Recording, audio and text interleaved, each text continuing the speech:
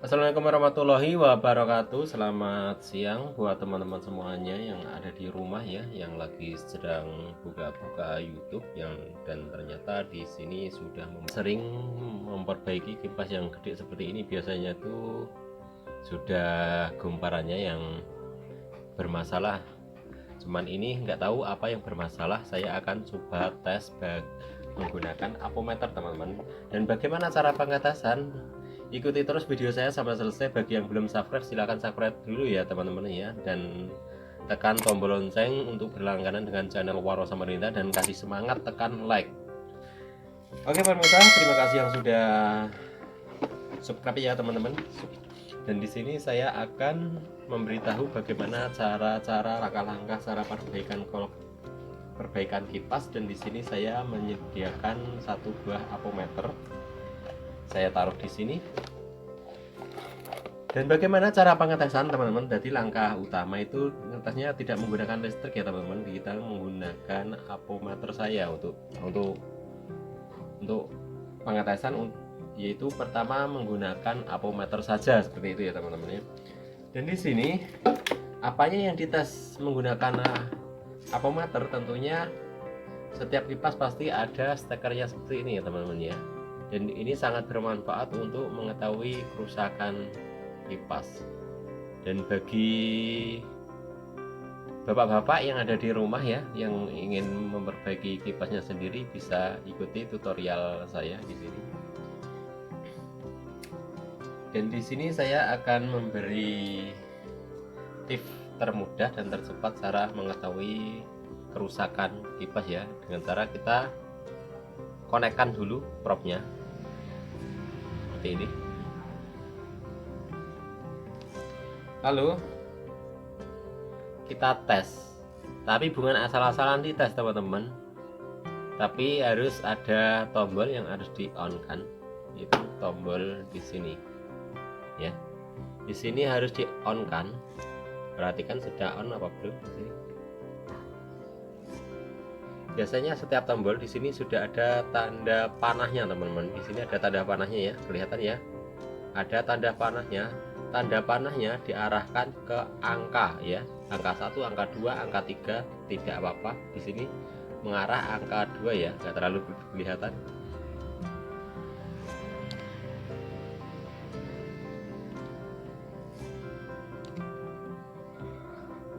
Nggak kelihatan teman-teman, nggak apa-apa, yang penting sudah saya kasih tahu caranya.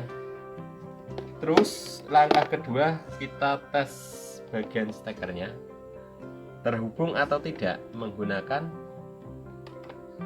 prop yang sudah saya konekkan tadi ya. Kita shotkan seperti ini, lalu kita tempelkan steker yang sebelah kiri, sebelah kanan seperti ini caranya. Sama sekali tidak ada pergerakan ya teman-teman ya. Apabila ini dipindah-pindah, pasti dia juga tidak ada pergerakan, berarti artinya kipas ini putus ya teman-teman ya. Jadi kerusakannya karena putus. Biasanya kerusakan ini kalau ini masih mutar, licin teman-teman, tapi putus ya. Kalau ini misalnya masih mutar kok masih nyambung, itu biasanya susah teman-teman diperbaiki ya. Saya akan mencoba memperbaiki ini. Apakah bisa diperbaiki? Saya akan bongkar.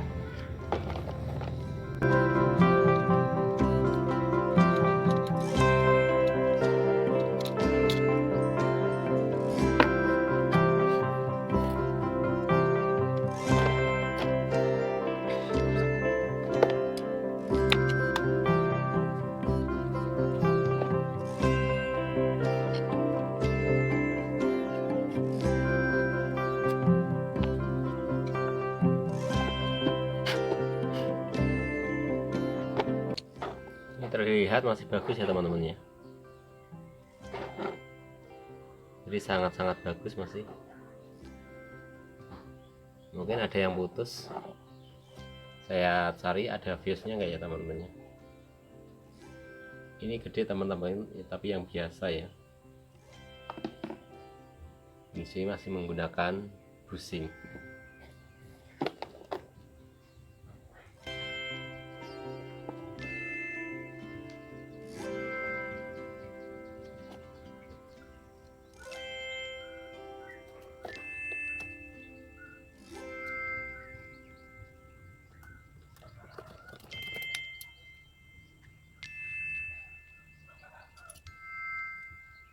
Ini kita langsung menuju biasanya kabelnya ya, kabel utama itu.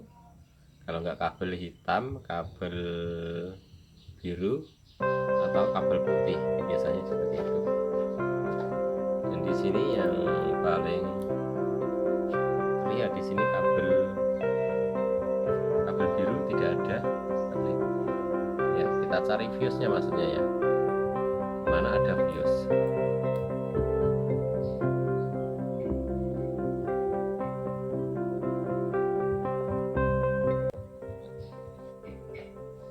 Ini kabel hitam teman-teman ya. Jadi fuse-nya di kabel hitam. Tapi nggak tahu naruhnya di mana fuse-nya. Oke teman-teman, mungkin bisa melihat ya.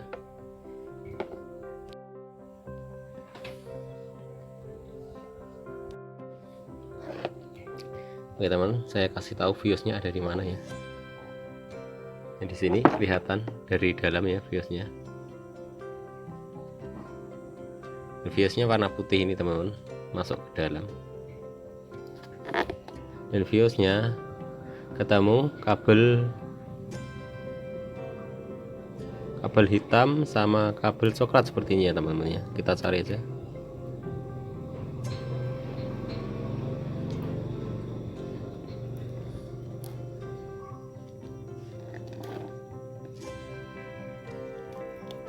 Pelan-pelan ya teman-teman bukanya ya, jangan sampai terkupas.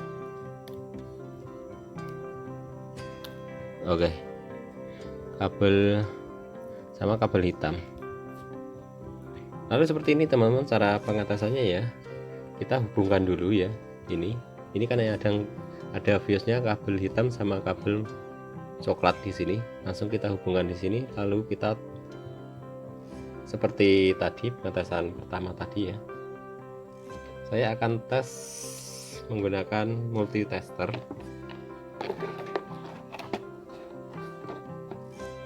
Sudah saya siapkan multitesternya. Saya akan mencoba tes.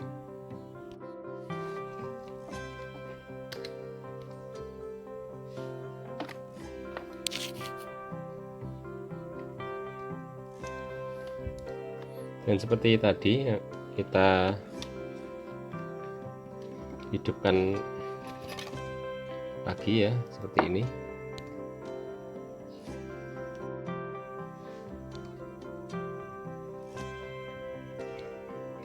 Apa nih?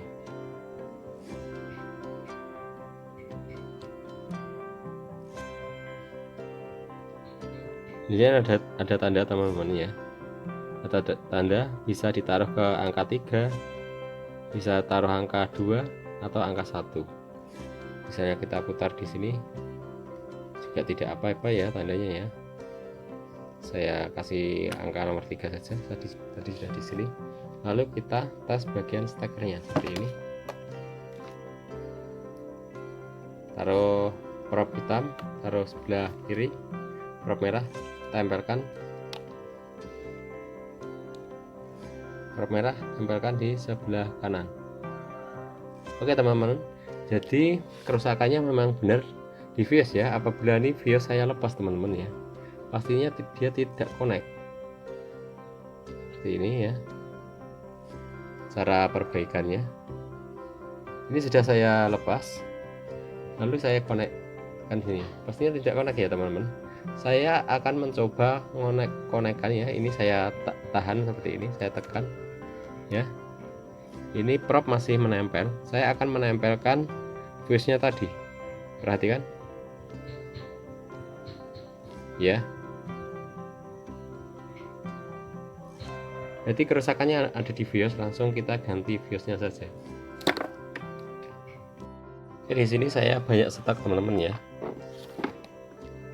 Dan kotakan ini isinya alat-alat saya teman-teman ya. Suku cadang yang masih bagus,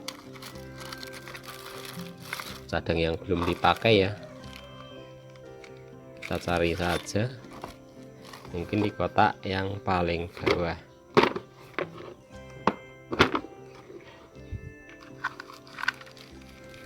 Ya, ini dia. Banyak teman-teman stoknya teman-teman. Seperti ini teman-teman ya. kita gunakan fuse 2 ampere ya, bisa lihat buat teman-teman semuanya, kita gunakan fuse 2 ampere seperti ini.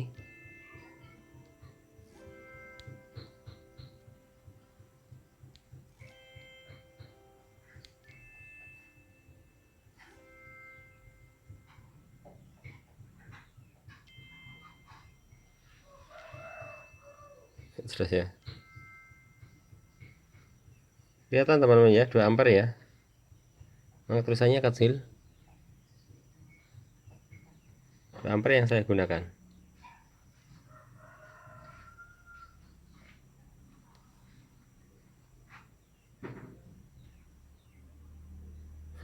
Oke, pokoknya 2 ampere lah.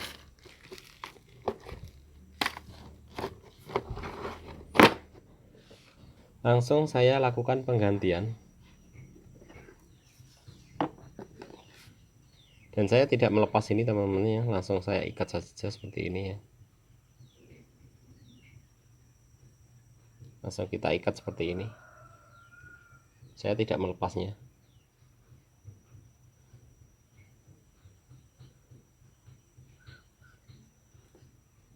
Enggak disolder tidak apa-apa, yang penting ikatannya ini kuat ya.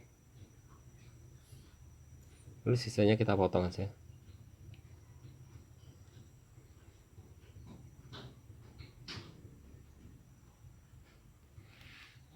Oke, sudah saya potong. Lalu kita pasang lagi selongsongnya tadi yang kita lepas tadi.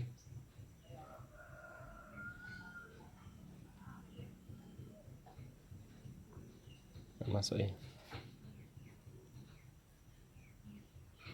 Oke, sudah masuk yang satunya. Satunya hilang teman-teman ya. Kita cari dulu. Satunya hilang, saya ganti yang baru. Kita gunakan yang baru lagi. Oke, setelah seperti ini kita ikat lagi seperti ini ya. Gunakan pengikat double tip, kabel tis, dan kita atur teman-teman tuh, fuse-nya ini harus nempel di lilitannya ya, nggak boleh jauh sama lilitannya. Masalahnya fuse ini fungsinya untuk pengaman lilitan seperti itu. Oke, sudah saya tempelkan. Lalu kita ambil dulu pengikatnya. Sudah saya siapkan kabel tis ya, seperti ini. Ini siang tapi kelihatan gelap ya teman-teman ya, karena silo kanan kiri bolong.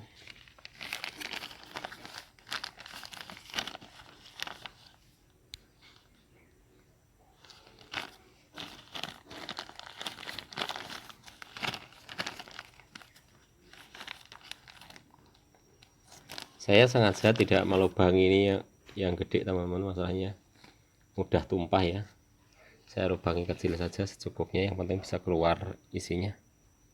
Untuk mengikatnya ini hati-hati teman-teman, apabila nanti ada kawat yang tersangkut ya, jadi kita sangat hati-hati.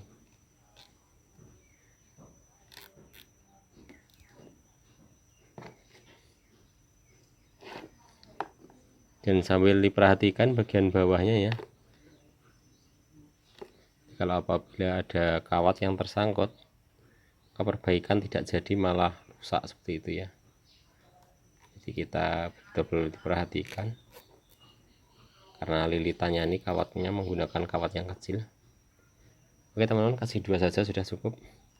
Kalau misalnya biar kuat kita tambah 1 lagi ya, agak kerap nggak apa-apa di sini, tapi tetap kita perhatikan kalau ada kawat yang tersangkut, nanti kita tarik dia putus. Oke, lalu kita potong. Oke teman-teman, saya tidak memotongnya dulu, saya akan coba tes dulu ya setelah kita ikat menggunakan apometer seperti biasa tadi.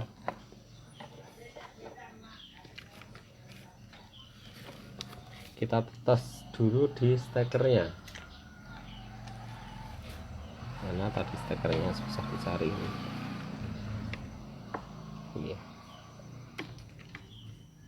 Lalu kita tes stekernya seperti ini, kita konekkan. Oke, masih konek ya. Lalu kita potong kabel tisnya, kita potong dulu, kita rapikan ya. Langkah kedua, kita bersihkan dulu ya. Setiap bushing ini pasti kotor, kita bersihkan dulu, nanti kita tambah oli ya teman-teman ya.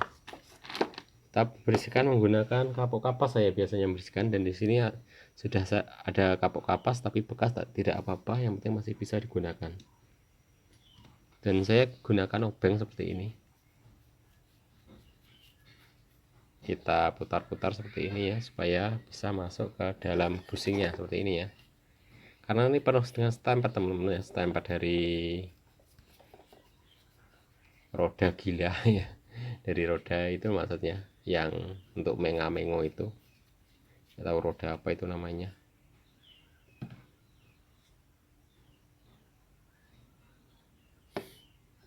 Kita putar-putar biar bersih.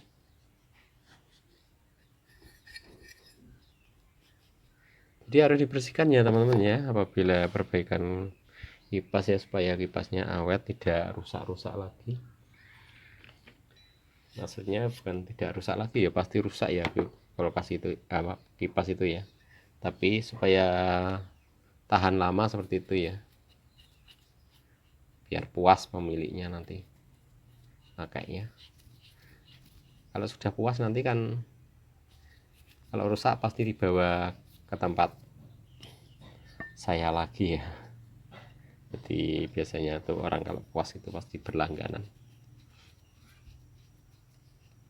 Jadi supaya teman-teman semuanya biar pelanggannya puas dengan hasil kerjanya, yaitu dengan cara kita betul-betul bagus ya cara perbaikannya ya, jadi nggak salah-salah. Lalu kita gunakan oli Singer teman-teman ya, sering saya membuat videonya mengenai oli Singer ini.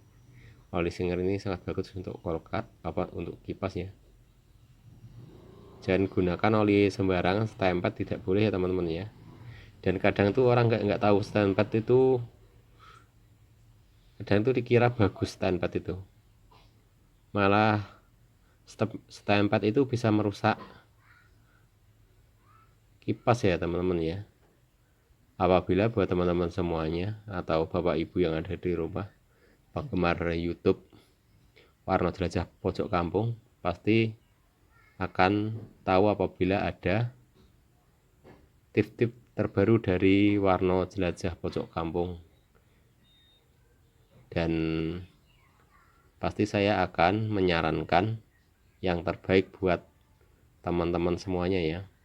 Dan sampai basah ya di dalam sini, apabila sudah basah sudah, kita ganti yang satunya.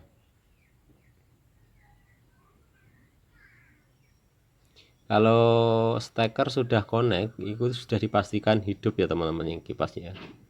Kalau teman-teman semuanya tidak percaya, nanti kita tes saja apakah kipas ini hidup setelah kita penggantian vios ya. Vios atau sekring sama saja, ada yang menyebutkan vios, ada yang menyebutkan sekring. Kalau kita beli di toko, beli sekring, nanti dikasih sekring yang kaca itu ya teman-teman ya. Sekring itu jenisnya macam-macam, ada yang kaca, ada yang plastik, dan lain-lain, ada yang model kayak resistor seperti itu. Oke teman-teman, sudah saya oli semuanya ya, dan di sini tentunya juga dibersihkan bagian as tengahnya di sini. Jadi bukan cuman bushingnya saja dibersihkan, jadi ini juga dibersihkan ya. Kita bersihkan dulu.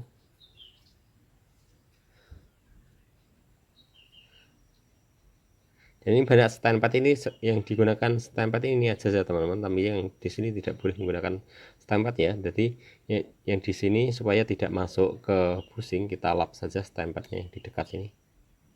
Ini kalau masuk ke bushing berbahaya ya teman-teman ya. Bukannya makin bagus tapi makin rusak seperti itu.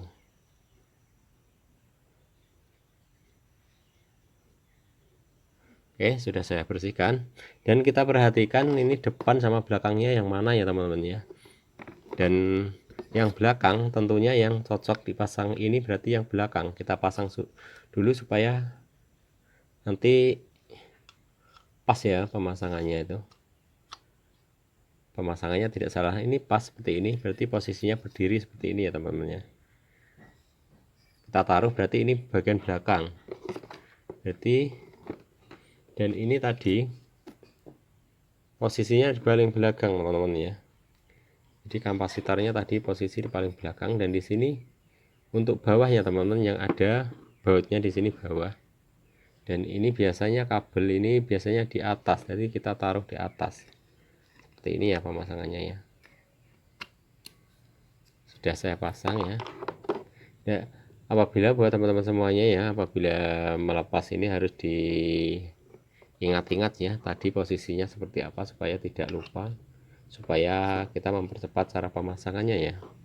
Kita masukkan dulu angkernya teman-teman ya, jadi tidak bisa langsung spoolnya dulu, langsung kita masukkan seperti ini. Mudah-mudahan hidup ya teman-teman, masalahnya ini masih baru kipas ini, oh nggak nyala ya. Ya macam-macam lah kerusakan kipas itu ya. Oke, sudah terpasang, sekarang kita pasang bautnya ya. Kita pasang bautnya, kita pasang sini dulu biar enggak jatuh